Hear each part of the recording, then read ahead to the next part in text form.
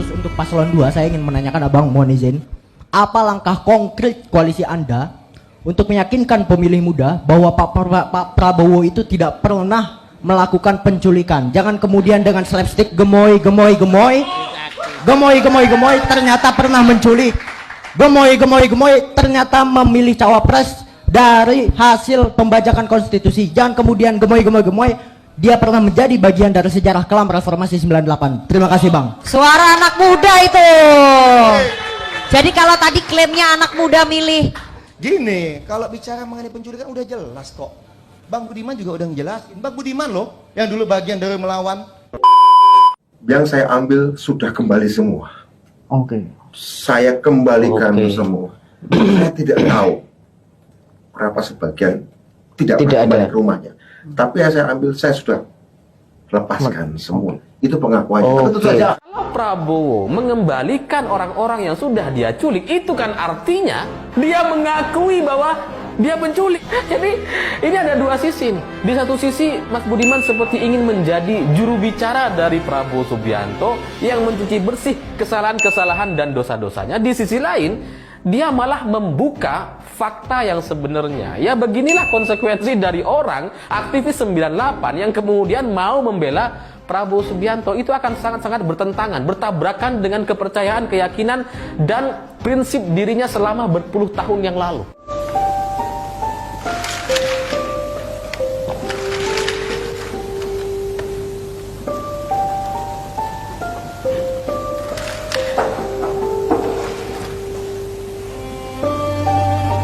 Prabowo Subianto, laporan selesai.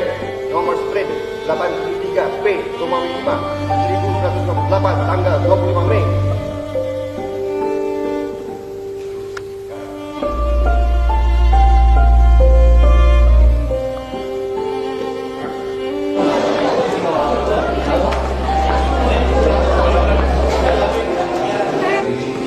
Rekan-rekan wartawan dan masyarakat umumnya terhadap Letnan Jenderal TNI Prabowo Subianto diakhiri masa dinasnya dalam Angkatan Bersenjata Republik Indonesia. Pak Prabowo Subianto waktu itu sebagai Letnan Jenderal, sebagai Panglima Kostrat, nyata-nyata oleh Dewan Kehormatan Perwira dibuktikan bahwa beliau terbukti terlibat dalam kasus penculikan. Maka tentu diberhentikannya itu sesuai dengan norma yang berlaku.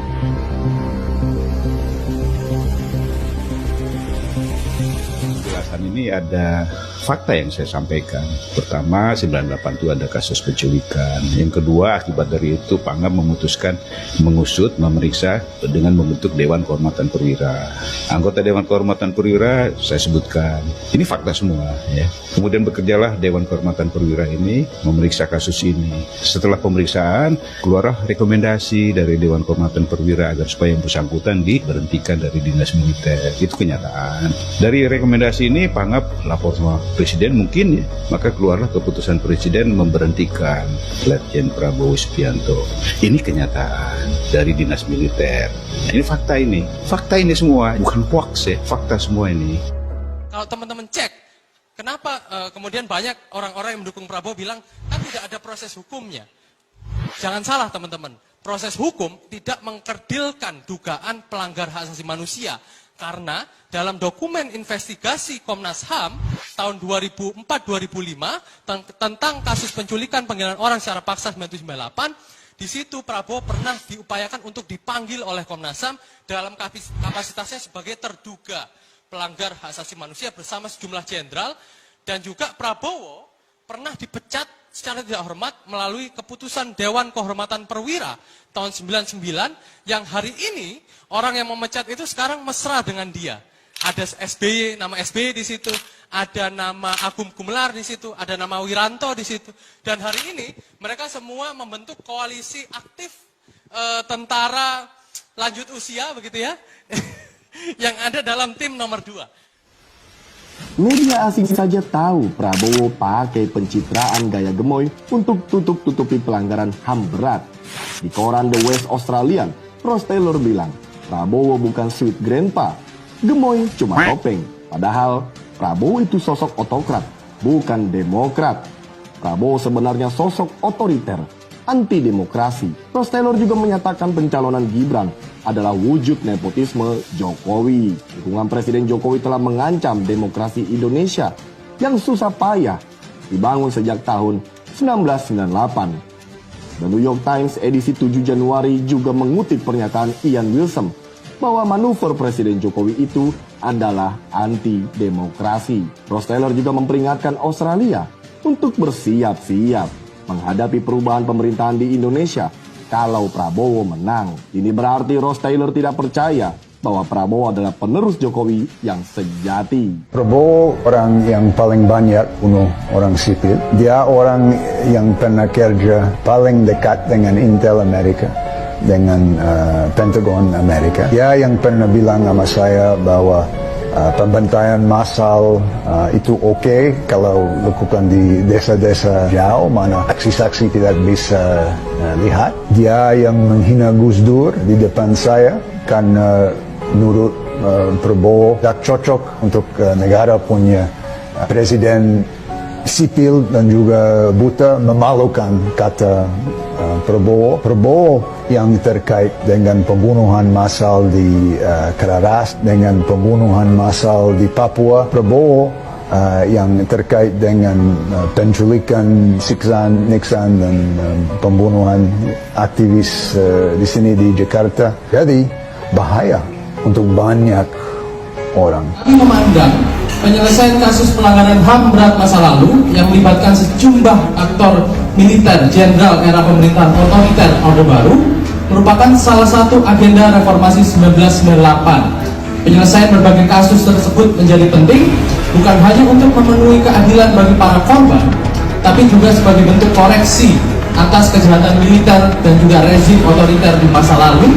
serta untuk menjamin ketidakberulangan peristiwa dalam perjalanan bangsa di masa depan. Intinya kami merespon banyaknya pemberitaan bahwa mulai banyak aktivis 98 yang mendukung atau ingin melupakan masa lalu. Tindakan pelanggaran dalam hari ini dalam kasus penculikan adalah Pak Prabowo Subianto. Kami di Koalisi Masyarakat Sipil ini melawan lupa, ingin supaya kita jangan sampai lupa bahwa para korban ini masih belum selesai apa yang dialami oleh keluarganya, yang hilang belum dikembalikan, yang kerugian-kerugian yang lain-lain belum dipulihkan, sehingga jangan sampai para pelanggar HAM yang nampaknya berpotensi menjadi pemimpin negeri ini memiliki jalan mulus. Untuk itu kami bersama Koalisi Masyarakat Sipil, para pembela HAM dan korban pelanggaran HAM berkumpul di sini untuk menyatakan sikap bahwa tidak akan pernah pelanggaran HAM diselesaikan jika pelanggaran HAM itu sendiri berpotensi menjadi pemimpin negeri ini. Makanya teman-teman semua, rakyat Indonesia, anak-anak muda, jangan pilih Prabowo Subianto karena dia pelanggaran HAM dalam kasus penghilangan orang secara paksa 9798.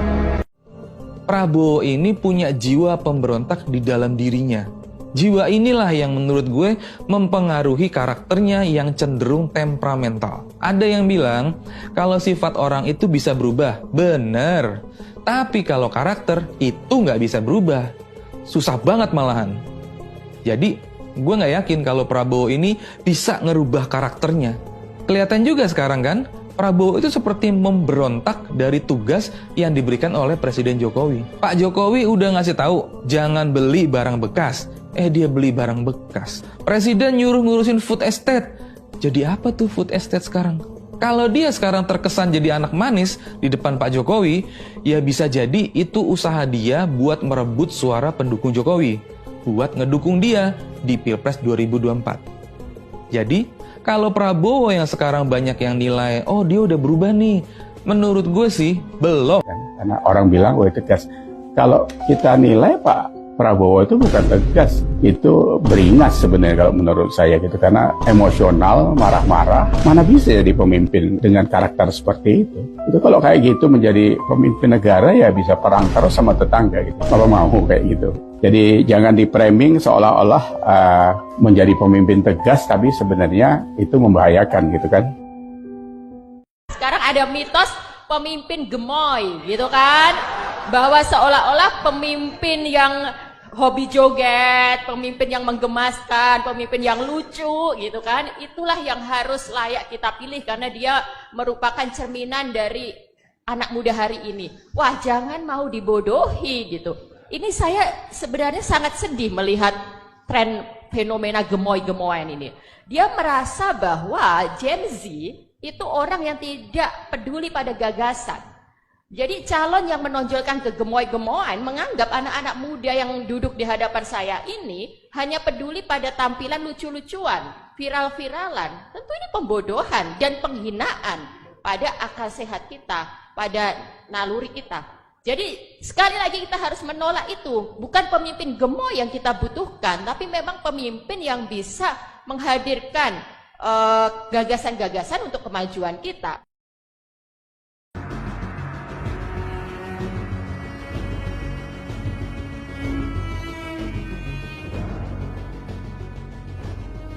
Tidak ada yang berubah dari sisi itu. Untuk pertemuan kemarin dengan Menteri Pertahanan itu sebetulnya untuk membahas mengenai belanja dari alutsista, terutama yang berasal dari pinjaman luar negeri. Seperti diketahui bahwa Kementerian Pertahanan anggarannya adalah anggaran yang ada di dalam DIPA yang seperti hari ini disampaikan sama seperti kementerian yang lain. Namun untuk Kemenhan ini ada alokasi yang cukup signifikan yaitu dari pinjaman luar negeri. Untuk tahun 2020 hingga 2024 waktu itu sudah disetujui oleh Bapak Presiden 20,75 miliar US dollar untuk periode 2020-2024.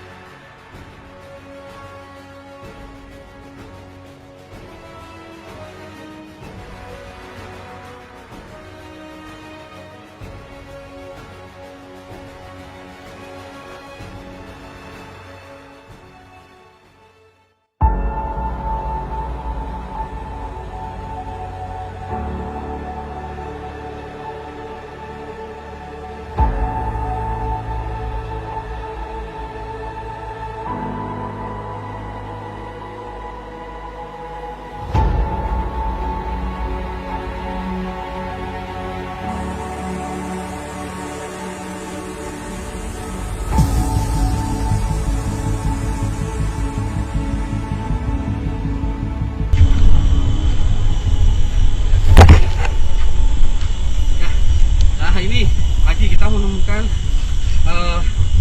tempat pemotongan kayu ya, hasil dari pembukaan lahan kebun singkong yang dipotong-potong kemudian dijadikan lembaran-lembaran kayu ini. 600 hektar hutan gunung mas di Kalimantan Tengah hilang menjadi perkebunan singkong. Areal ini adalah pembukaan hutan untuk 33.750 hektar food estate atau lumbung pangan sebagai bagian dari proyek strategis Presiden Joko Widodo hingga 2024. Tanpa analisis lingkungan, Kementerian Pertahanan membuka hutan Gunung Mas yang membuat 6 desa terendam banjir. Hutan untuk kebun singkong itu adalah hulu 2 sungai, sekaligus habitat orangutan. Pembukaan hutan Gunung Mas juga melepaskan emisi karbon menjadi gas rumah kaca ke atmosfer yang menjadi penyebab krisis iklim. Investigasi Tempo bersama The Beko Project yang didukung Rainforest Investigations Network of Pulitzer Center, Internews Earth Journalism Network, dan Greenpeace Indonesia menemukan banyak pelanggaran proyek food estate termasuk cawe-cawenya perusahaan swasta yang terlarang oleh aturan yang dimiliki pejabat di sekitar Presiden. Rangkap, warga Tewai Baru, Kabupaten Gunung Mas ini kaget melihat hamparan pohon singkong yang merambas di atas lahan bersama ratusan hektar di depannya. pada Oktober tahun lalu, lahan di sana masih berupa hutan lebat. 1 pekan sekali, Rangkap masuk ke hutan ini untuk mencari rotan, berburu, serta menengok palawija yang ia tanam di bawah pepohonan. Berdasarkan citra satelit, kondisinya pada Oktober 2020 masih berupa hamparan hutan seperti ini. 1 bulan kemudian, pada November 2020, tentara mulai membuka hutan. Puluhan alat berat datang ke hutan ini, menumbangkan pepohonan, lalu menanaminya dengan singkong di titik ini.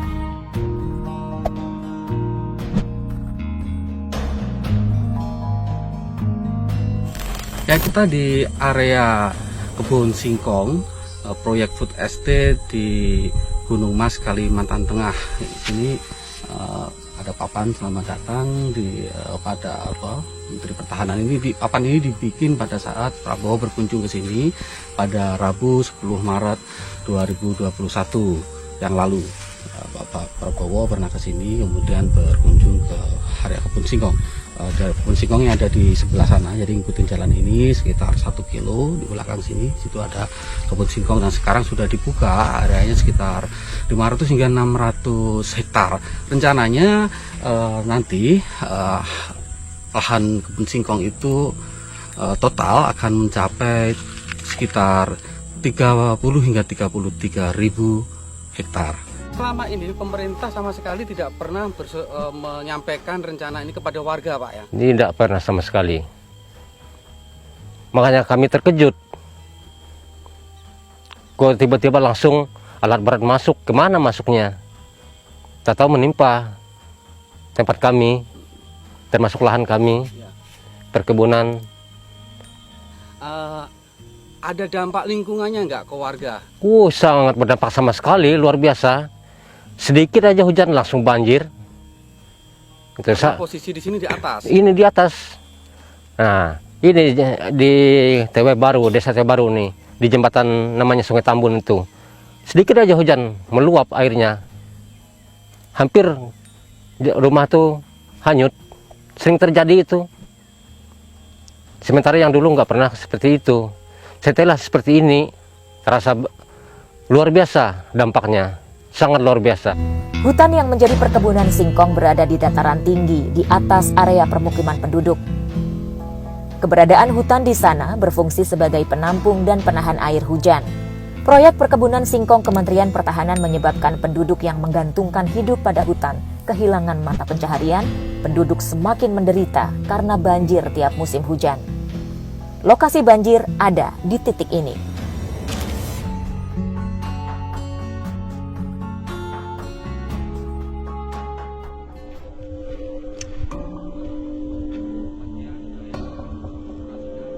Pelaksanaan proyek yang serampangan ini menyebabkan banyak masalah di lapangan hingga kini.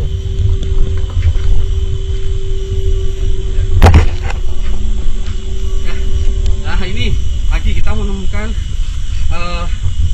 tempat pemotongan kayu yang hasil dari pembukaan lahan kebun singkong yang dipotong-potong kemudian dijadikan lembaran-lembaran kayu seperti ini.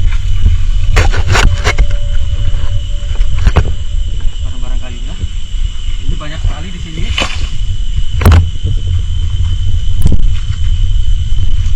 Tampaknya kalau melihat secara posisi tempat pemotongan kayunya ini dilakukan secara sembunyi-sembunyi. Jadi tidak di tempat yang terbuka. Jadi di area pembukaan lahan itu kelihatannya sebagian kayu ditumpuk-tumpuk itu saja. Namun tampaknya sebagian kayu yang lain ditarik masuk sedikit ke dalam hutan, kemudian dipotong-potong, dijadikan kayu-kayu. Janggalan lain dalam proyek ini adalah soal penunjukan Prabowo sebagai penanggung jawab food estate. Juga keterlibatan PT Agroindustri Nasional atau Agrinas yang menjadi pelaksana proyek ini. Dalam aturan Menteri Kehutanan, hanya lembaga negara yang diizinkan menjadi pengelola food estate.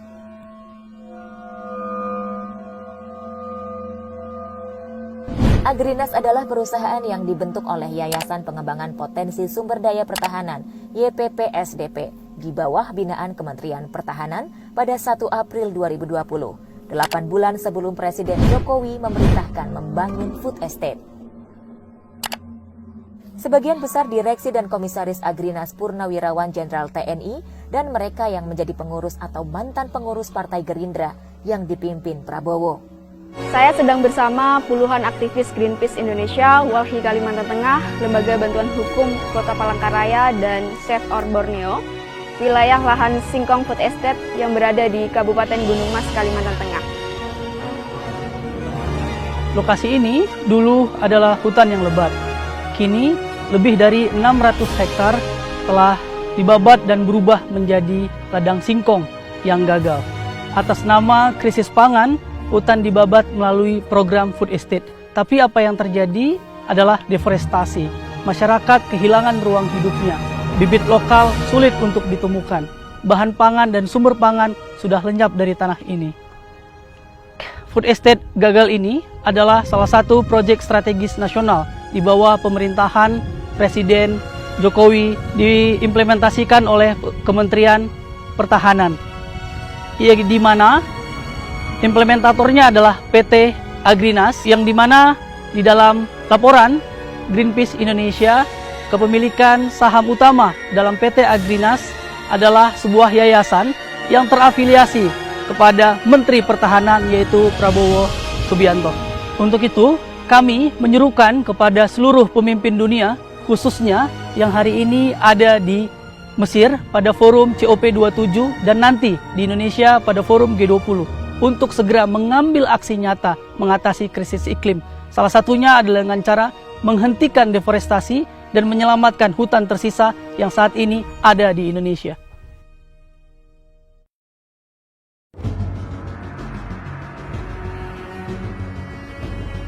Melihat Prabowo ini kan, jangankan bicara agama, baca Quran aja nggak bisa. Ya karena itu satu kriteria. Bukankah dulu dia didukung penuh oleh kekuatan-kekuatan Islam? Itu pertanyaan yang sama pada tahun 2019 yang hampir 3 juta orang di YouTube itu nonton video saya. Saya kan menanyakan jujur. Kalau dia mengatakan dia dekat dengan kiai, para habib, mohon Pak Prabowo baca Quran. Ternyata kan nggak pernah hadir, maka rakyat berkesimpulan dia tidak bisa baca Quran. Ini menimbulkan keraguan. Hubungan dia dengan umat Islam itu hubungan yang hanya saling ketemu karena satu kepentingan. Dia tidak suka mutualisme. Karena masa umat Islam tidak suka dengan praktek kekuasaan Jokowi. Ya udahlah kita dukung Prabowo. Kalau waktu itu ada calon lain dia nggak laku. Berbeda dengan Anies. Anies ini sempurna. Dia kalau baca salawat itu kan menggetarkan. Iya kan? Artinya dia datang dari rumpun intelektual, dari kekuatan spiritual.